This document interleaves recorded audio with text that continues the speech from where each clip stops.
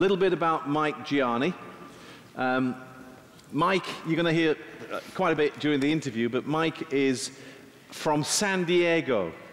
It's a very difficult place to live. Very difficult. Average temperature, what? 72. 72 most of the year. The sea's very close by. He ended up coming to live in London for a while, and that's where we met. And Mike has a fascinating story, and one which I think will resonate with a number of people. So, welcome, Mr. Mike Gianni. Thank you, Paul.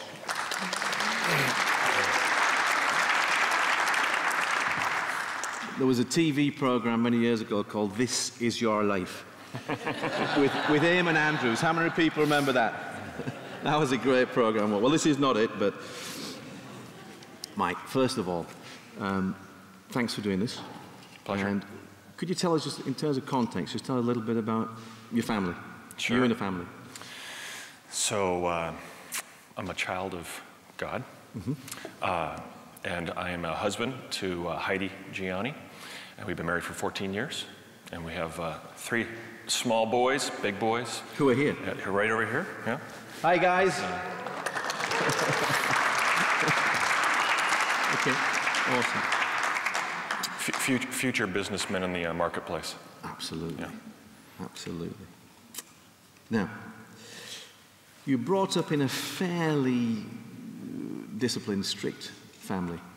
Christian home. Christian home. What was that like? It was in the early years. I grew up in a kind of more of a Catholic home. My parents were married for 15 years, then divorced. I was 9 years old when they, 9, 10 years old when they divorced. Actually was a bit older than I guess, about 13. And there's a Christian side to the family. Well, the Christian side was that my father remarried about a year and a half later to a wonderful Christian woman, and that catapulted us on a different journey, a true experience with Christ.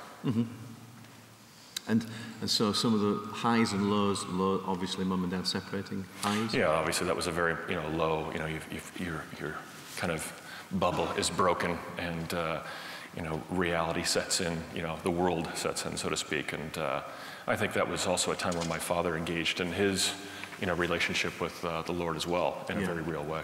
Yeah. Now, you had the good sense to marry Heidi. I did. Yeah. And things began to change. When did you feel that there was more to your faith, perhaps, than you were experiencing? So, I'd run a business prior to the one I'm doing now, and I was challenged to basically move on and do something else. Well, tell us about that business. So that business was also in the telecom space. I was a 50% partner with my father. And when you say telecoms, what kind of thing? We would build cell sites. We built them throughout the U.S., so building mobile phone sites. And so it was a very successful business, on average about 20 million in revenues. Everybody was making money, but at the end of the day, we weren't too happy. And I was wanting to kind of take the business to a kind of the next level, and my folks were very happy with kind of the family, business, the new, kind of the family way of running a business. Okay. So you're the young Turk. Yeah. And you're wanting ambitious growth in the firm. This has been Dad's business, you're 50-50 partners, and so there's now tension. So how did that outwork? So of course, after kind of, I would say kind of beat my head against a brick wall for some time, I really felt like, needed to start, seeking advice. So I started seeking some advice from a dear mentor of mine. Obviously, Heidi and I would talk about it. And then I started praying with a buddy of mine, about what was next. And I really felt like the Lord was saying, it's time to move on. And of course, when you're making good money and you're running a good business, you're saying, time to move on. Why would I want to do that? But it was a frustrating time in my life. And then I really felt like the Lord said, okay, it's time. And I really got the sense, it's time to move on. So we literally called a board meeting and said, I called my folks together and the attorneys and said, I'm not going to do this one more day longer. I'm going to leave. And of course, my folks weren't too happy about that. But I really felt like I was being obedient. I had no sense of what I was going to do next. Didn't know where my next dollar was going to come from, et cetera. I had a very short runway, financially speaking. So that was a big faith step. It was a huge faith step. Yeah. I had a mentor who I was in an organization called Young Presidents Organization, YPO, and Chris Crane, who many might know, sat on my board then, sat on my board of this company for quite some time, and he said, hey, why don't you do this Crossroads Discipleship Training School? Crossroads, now isn't that the old person's DTS? It is. Okay. For those with family. With youth with a mission. Right. And so I remember coming home and discussing that with Heidi and saying, hey, what do you think about this? And there's a long story with that, but in essence, we basically said, okay, let's go experience what that is. Okay, and just for any of the listeners here, DTS is a discipleship training school that many of the universities of YWAM have around the world. It's a 3-month training course with perhaps 2 months of outreach on the end. So it was a big decision. Young family. Young family. So Jake was 2, Luke was about 6 months old, and Ryan wasn't born or thought of at the time. And I do remember Heidi and I sitting on the couch and praying about it. And it was one of those kind of moments in the relationship, and where I'm saying, hey, I think we should do this, and Heidi's saying, are you sure? And I said, no, I really want to do this. And Heidi has always been very good with saying, okay, what, if that's what you feel like the Lord's leading us to do, then let's do that. And presumably you're moving to some luxurious place in Wyoming. Yeah. So yes, you do go spend 3 months in Kona, Hawaii, but it was a far cry from where we live in San Diego. It was a 20 by 20 cinder block room with cockroaches on the floor, and you just don't turn the lights on at night. That's all. But it was a big difference. It was a big change for us. And busy, frenetic businessman, maybe slightly driven, suddenly time out, wife, kids, time to reflect, strong teaching in terms of the discipleship training. What was happening inside? So it was a nice opportunity. We had both been brought up, frankly, in the Catholic background. I had become a born-again believer in high school, so fairly young. And it was a time for us to really kind of clean the slate, religiously speaking, and just start from scratch and really build on the scriptures from that perspective. And when you say clean the slate, what do you mean? Get rid of kind of religious thinking? Yeah, take all the stuff that I was an altar boy when I was a young kid. On. Yeah. So it's just really clean it all and just come from a biblical perspective. Yeah, and attempt to hear and know the Lord. Yes, it was a neat opportunity. Well, obviously, when you're part of YWAM, you have a work duty. And so I would cut fruit for about 300 people every morning at about 5 o'clock in the morning, and my wife would always laugh. She would say, "Why do you enjoy that so much?" And I said, "Oh, it's therapeutic. This is great. I love doing this." Yeah. Okay. So pivotal moment. What went on there? Because am I right in thinking you went thinking you might have one idea and it didn't quite work that way? Yeah. So of course, me being the self-centered. Egotistical businessman. Alpha male. Saying, okay, what's next, Lord? What are we going to do next? What are you going to show me? Because clearly you've led me to leave this one business, and what's going to be next? And, I've got 3 months here at YWAM, and, what am I going to be doing next? And so for several weeks, I was very frustrated because I was not hearing from the Lord at all, because I wanted to hear what I wanted to hear. I wanted to hear what I was going to do next in business. And of course, Heidi at the time is just catapulting, spiritually speaking. I mean, just flowing in the Spirit. And literally, it was one of these things where she's just rocketing past me. And I'm going, what's going on? And I remember my youth group, or my growth group leader, said, we were having conversation. And it was a huge epiphany where I realized where the Lord says, and you look back in your whole career, have I ever taken 3 months to tell you anything about business? And I was like, well, no. He says, I've parachuted you into Italy, New York, Atlanta, Seattle, and you've always flourished. That's not the issue. The issue is you don't know who I am, and you don't know how to love your wife and your kids. So you're going to learn in this 3 months how to love me, right? And know truly the character of who I am, and learn to love your wife and your kids. And I thought, oh, this is going to be a rough 3 months.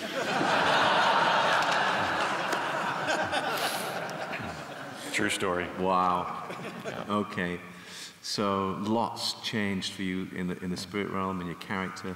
What happened next? So I think specifically a kind of a turning point was cutting fruit, in my work duty one morning. And I was always grappling like why I left the business, because I wanted to kind of take this to the next level. And so I remember praying constantly, and I would literally have physical manifestations of anger. So my ears would get red hot. And as I'm cutting, and all of a sudden I would just get myself really worked up and thinking, I'm the one that, did this and grew the business, and it's, why did I leave? And you'd have these kind of almost regrets, why am I sitting where I'm sitting? And so the Lord would say, I said, I want to be released of this anger. And I remember the Lord saying, well, then just release it. And I thought to myself, well, what does that really mean practically? And of course, I was still a 50% shareholder. I sat on the board. I was very much still a part of the company, but not really a part of the company. They controlled the business, so I couldn't control it from that perspective. And I really felt like the Lord, as worked. I mean, this was like through a 15-minute conversation, right? And I really felt like the Lord said, then give the stock away and resign your board seat, and let's move on. This is while you're chopping the fruit. This is while I'm chopping the fruit. And I remember walking back to Heidi. Presumably worth a lot of money. Yeah, oh yeah. I mean, practically speaking at the time, there's probably $4 million US in the bank. And so he'd say, well, half that's mine. And of course, the Lord, not having that at all. Let me just get this right. You're chopping the fruit, and effectively the Lord saying to you, give away the $2 million, sever your ties, resign your seat on the board. There's a new chapter opening up.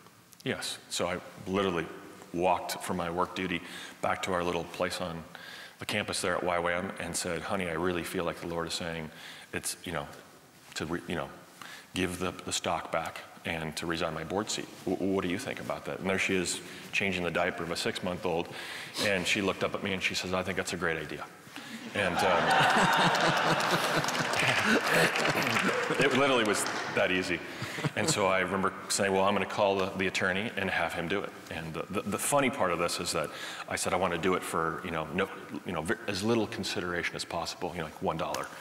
And so I remember calling the attorney, and I left it with his administrative assistant. I said, Esther, this has to be for $1. I've got it, Mr. Gianni. I'll take care of it. Okay, great. So the only change my parents' attorneys made on the document was that their attorney thought I deserved $100 instead of $1. So I made out in the whole deal. Fantastic. Okay, so now there was a very gifted prophetic man on campus, Gord White. Correct. And he had a word for you. A very long word, a word that at the time, when you've got two nickels to rub together, you think, this is just too much. This is, it's such a huge word. And he literally, the word was so long. I mean, my now admin, dictated the whole thing and transcribed it, I should say. And it's about a page and a half. And he went on and on. Even in his word, he says, well, you're getting quite a word here, aren't you? And, but I remember looking down at a friend of mine that I had met at YWAM, and he was weeping. And he's a real kind of, stiff upper lip guy, PhD from Stanford. And I'm looking down, and I'm like, wow, I wonder if he's going to, he's getting quite a word, as well. And I remember later in the day, I said, Joe, I saw you were kind of emotional, and what was your word? He says, it wasn't my word. He says, I just know you, and the word you were getting was just spot on. On the number. And literally what it was, the Lord, communicating exactly what I was to do next, what our family, the journey we were going into from a business perspective. And what was that? Well, I mean, again, at the time, rubbing two nickels together at that time, to hear kind of the big plans were a little bit much. I mean, frankly, there was a lot of cynicism, in my own self at the time, thinking, come on, I've got two nickels to rub together, and you're really talking about building a big business, a big enterprise, and, being very successful, and being so successful that we'll have to, train my boys, how to utilize those resources, et cetera. And so it was a big deal at the time. And frankly, having kind of looked at that a few times, didn't really, think about it too much. Kind of packed it away. And then as I started this business and literally pen to paper when we went back to the States, or went back to the mainland, and began to kind of work that out. The Lord clearly, gave a path of where I was to go. In fact, I had an opportunity to do some consulting where I was going to make a lot of money that could pay the bills. And I thought, well, this is great. I can do both. I'll do this, and then I'll work out this new business. And as I was working down this path, getting ready to sign that contract, it vanished within a phone call. And I thought, oh, that's terrible. But instantly on the phone call, I remember I'm sitting across the way from a dear friend and sitting at lunch with Jake. And I remember the phone call, and the instant feeling I got was the Lord saying, this is exactly the plan. Because you're incapable of doing two things. You have to be focused on the one thing. Yeah, there you go. And he knew me, right? He knew that if I was going on this path of consulting, that I would get wrapped up in that, and I would go down that path. Yeah, yeah. And I could not be, I needed to be unencumbered, basically. So you started a new business similar to the one you had with your dad? Somewhat similar, not too similar. It was actually, it's never been done before in the telecom space, but in essence, it's a business process outsourcing to the wireless space, telecom space, where we, it's in essence doing something that was very much boots on the ground and being able to do it from a centralized call center and doing it from a global perspective. Re-engineering a process. And, correct. And within a short time, what sort of turnover were you having? So, don't want to be too glamorous about this, because the first 18 months was not taking a paycheck, right? And that was very tough. And it was, a lot of times of saying, how am I going to make the mortgage? And my wife, feeding a child, and, oh, honey, it's going to be fine. That's great. The Lord's got a plan. I'm thinking, that's easy for you to say, but this went on for months, right? And then, a few times I have a colleague have to, talk me off the ledge a few times, and, because I'd get all spun up and worked up. But we started that business in January 2003, and, in 2005, we finished the business with $6 million US, with $3 million in profit. And this was the trajectory we continued on, and went from 6 to 8 to 12 to 17 to 21, and so that's just a couple of dimes and an inspiration from the Lord, and before you know it, $21 million turnover. Correct. Yeah. Okay. And then I met you. You came to Europe. 2007. You came to conquer Europe. 2007. Via Fenchurch Street. Yes. And bit of a wilderness time, but you were making some inroads. Just describe that period. Wilderness time. Okay. Wilderness time. No, it was very, it was tough. I mean, first year in London with the family was a huge adjustment, but it was a great time for us to really kind of press into one another. In the States, you're always so busy, and that's not to say that you're not busy here in London, but we removed all the friends and family, frankly, and we were able to really press in as a family, do things, enjoy one another. Yeah. But the first year was quite difficult of three. Yeah, and Heidi was homeschooling the kids? So we had them in the British school system for a few months, and then we went back to the States and came back, and Heidi has her master's in education and taught for 6 years in the States, and really felt like, hey, maybe we should homeschool the kids. So she homeschooled the kids for 2.5 years. All right. Now, just the period of business operation in Europe, culminated in Europe opening an office in Dublin, and you were on a trip back home when something went a bit...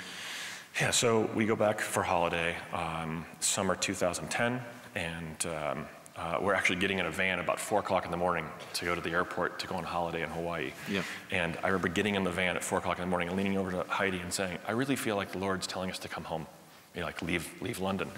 And she looked at me like, what time is it, and where is this coming from? I mean, this was just bizarre, because we were really enjoying our journey in London. I mean, we'd gotten used to it, and we were, enjoying the travel and, kind of the progress and the momentum.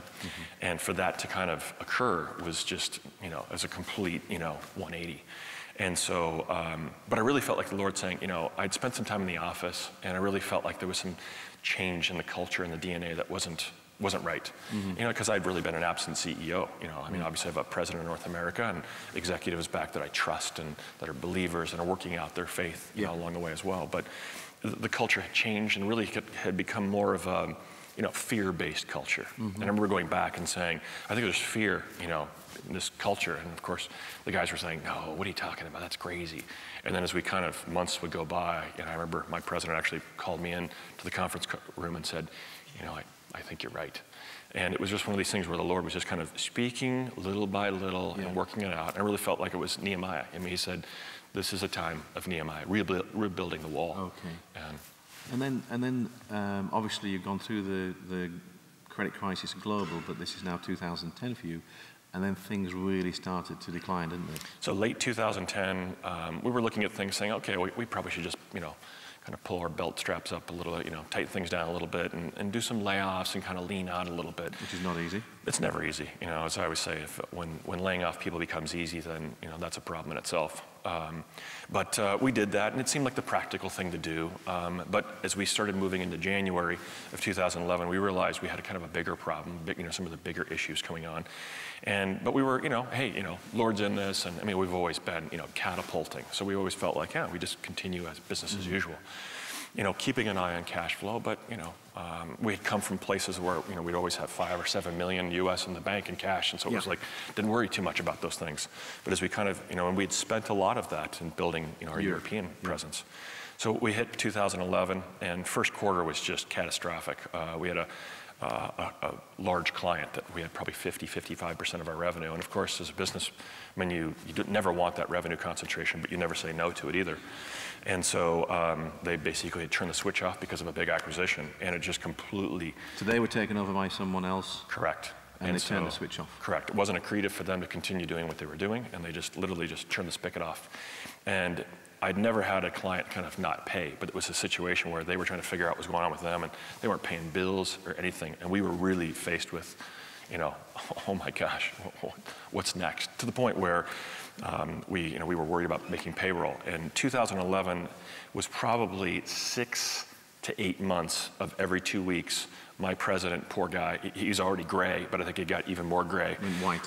Yeah, white. But every 2 weeks, he was like, we're not making payroll. We're not making payroll. Yeah. And of course, every 2 weeks, we made payroll. And I remember my controller at the time, we would transfer money from here or there. And actually, the funny thing was that early in these conversations, my executive team would sit down and say, well, when are we going to stick a bullet in Europe? And of course, our European operation, which for years had sucked cash out, but now we had cash in Europe. It started to come good. So now we were actually transferring, the irony was we were transferring money out of Europe into the US to keep that operation afloat for a few months. And we had a lot of times where literally we would meet payroll by $50. Okay, but it got worse, didn't it? Because you were coming to a place, if I remember, where you couldn't pay the mortgage. You were affecting the material on the front of your trousers. Yeah. So I spent a lot of time. I'm not sure what he means by that, but the knees.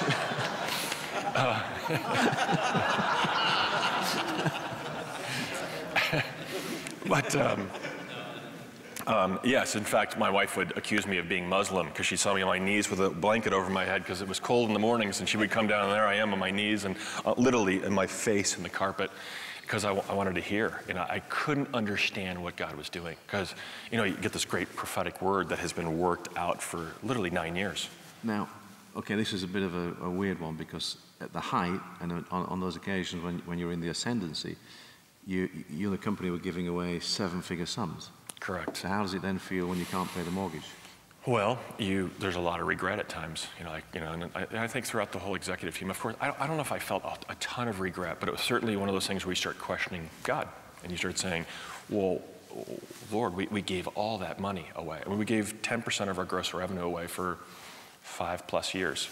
And it wasn't profit, it was just gross revenue. It was like, we're gonna really just trust. And I think that was a great example of the Lord's blessing in those years, because we had ridiculous profit. And it was wonderful. I mean, we were just kind of in la-la land to a certain extent. But we had an investor at the time. We still controlled the board, but we had an investor that had given us $16 million, took 16% of the company.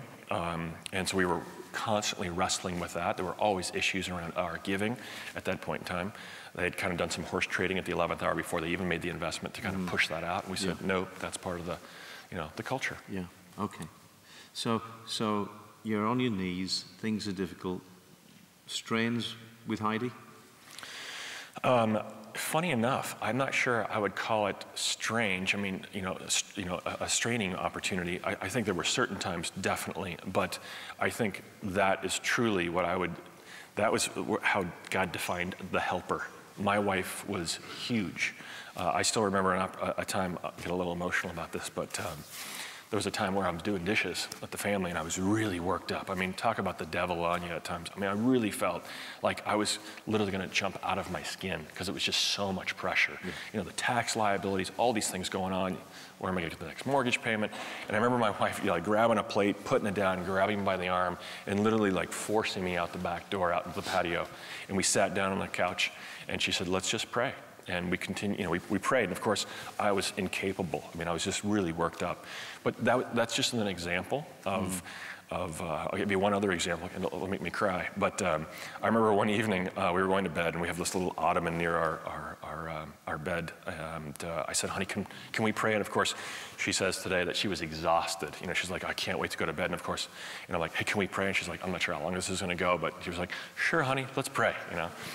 So we get on our knees, literally shoulder to shoulder. And I remember this was, to me, you know, kind of a wonderful moment, you know, where my wife is shoulder to shoulder with me, and you know, I don't know what to pray, and she begins to pray. And it was great to hear her say these words. And for any man, you know, when your wife comes along next to you and you're, you know, in the predicament I was, and the words that she would utter are, you know, Lord, would you have mercy on my husband? I think he has had enough.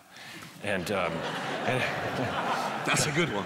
You laugh, but those words made me weep because I had truly enough. I mean, I had just really felt like I'd really been kind of put through the burner, just wrung out, and it was really challenging my faith. And then there's this really peculiar thing that happened with the board around tax. Yeah. Some tax thing comes. So, you know, we have a complicated balance sheet. You know, we buy a lot of assets, these kind of cell phone assets like towers and so forth. And, you know, just if anything could go bad, it was going bad in 2011. It was just all going, as you would say, pear-shaped. And so there was this huge tax liability. And of course, I get sat down and— How big? Somewhere between 2.5 and 3 million. That, you know, you got to pay and you don't have cash for. And you think you do not want to be bumping up against the IRS with that. And so we're an LLC. Wait a second, this is not corporate. No, we'll see, we're an LLC. This is personal. Yeah, so we're an LLC. It all flows to the individual. Yeah. And of course, I'm the single largest shareholder. So they all corral me, and I knew I was getting handled. And so they all kind of corral me, and they start handing out memos and so forth. And they said, hey, we have this, obviously, we have this tax issue, and we were wanting to kind of chat with you about this. If this is the board? This is my executive team. Yeah. And my, you know, VP of Finance, Controller, et cetera. And they said, what we'd like to do is maybe, because we have the ability to do that from a tax structure perspective, we can take the tax liability and shift it all to you. And then, thanks. And, yeah, and of course I was like, you know, but you know, of course I'm, you know, the single largest shareholder. I'm, you know, greater than 50%, and they, you know, their story was great. It was compelling, right?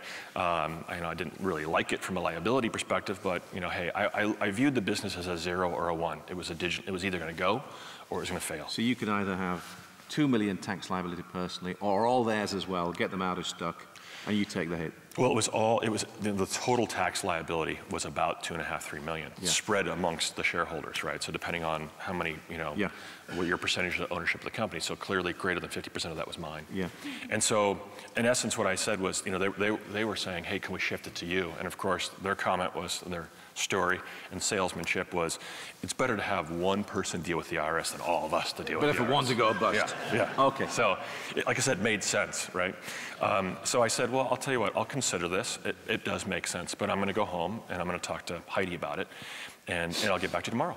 And I remember sitting down at the dinner table and saying, well, honey, you know, this is the situation. And of course, nothing really, you know, moves her much from that perspective because she knows, you know, God's in all of it. And so I, you know, tell her, as attorneys say in the U.S., they go down the parade of terribles, right? So it's just, they lay out all the bad stuff that possibly could happen: bankruptcy, lose the house, blah, blah, blah. And she says, yeah, but I understand all that, but I really believe this is a time for you to, the Lord's saying, put a stake in the ground and just stick to it and let's move forward. And I thought, so you're in? And she says, I'm in. And I said, okay. So I went back the next day and I told them, and I said, okay, this is what we're going to do. And they all go, yeah, they're like, great, okay, and they're, boom, out the door they go, right? And they're quickly, you know, drawing up the documents to make it happen. And so the funny thing was that about 3 months later, as we're kind of chomping through all this and getting our tax attorneys involved, et cetera, that our controller, Alex, who's our tax guy, comes and sits us all down and says, well, I think I got some good news. And we thought, well, what do you think the good news is? And he says, well, I think we're going to come up with a tax credit. And I said, what? And of course, my president sits back in the chair and he says, oh, the poetic justice. And truly, now there was... So you've got all the liability now, suddenly you've got the whole credit. So now I've got the credit. So how much was that? So it turns out to be about a little over $3 million in personal. Heidi! So... And what happened to the business? So, yeah. So, in 2012, we have virtually hired not all the same people, but a lot of the same people back. We're about the same size as we were when we started 2011, and all for the right reasons. I mean, one of the blessings of 2010 or 2011 was the fact that, because at the time I'm thinking, you're punishing me. What did I do wrong, right? And that wasn't the case. I think the Lord was saying, you're not profitable, right? And in order to get back to profitability, we need to do some things. And I think, when I look back on it in hindsight, He loves me and loves us so much that He took us through that journey to get us back to profitability. I mean, why have a business if it's not profitable? And that's the beauty of, God's grace. Am I right in thinking you're shooting the lights out again? Yeah, I mean, this year, we'll finish the year probably just short of 18 with about $4 million in cash at the end of the year. I mean, okay, so this is a corporate resurrection in many ways. Huge. But what would you say to someone that's in that journey and that resurrection hasn't quite happened yet? I probably ask two questions. I mean, one question is, truly press into the Lord and say, is this really what you have been tasked to do? Is this of your own, right? Or is this truly what the Lord has asked you to do, right? So that would be the first question. You do that just prayerfully. And then oftentimes, I mean, in the early parts of my business, 18 plus months without a paycheck, I mean, I had pulled probably 200,000 US out of my own home. Thankfully, this is a time where there wasn't a huge credit crunch and, equity at your home was a piece of cake. It was, no issues at all. But, so the second piece of that is to, just continue to press in. And if He says, be still, then you be still. And as I mentioned kind of earlier, one of the things that was great about that difficult time was we have these really nice executive offices at one end of the building, and I really felt like we needed to get out, and the executive team all agreed we really need to get out of our offices, take our laptops, and go sit in the cubes with the employees and be there, just be present. Yeah, get back down. We can't give them any profound advice. We can't rah-rah them too much, but let's just sit, be still with them.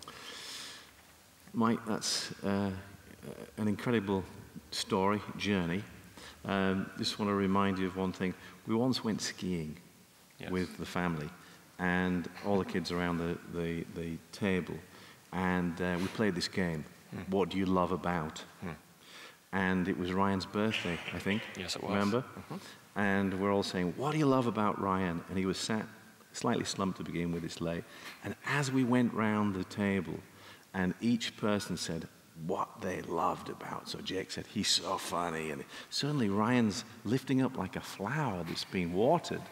And it was quite something, wasn't it? Quite profound. It was. Well, I want to say to you, you are an amazing guy. You have a malleable heart. And God bless you for all you do. Thanks, Paul. Amen.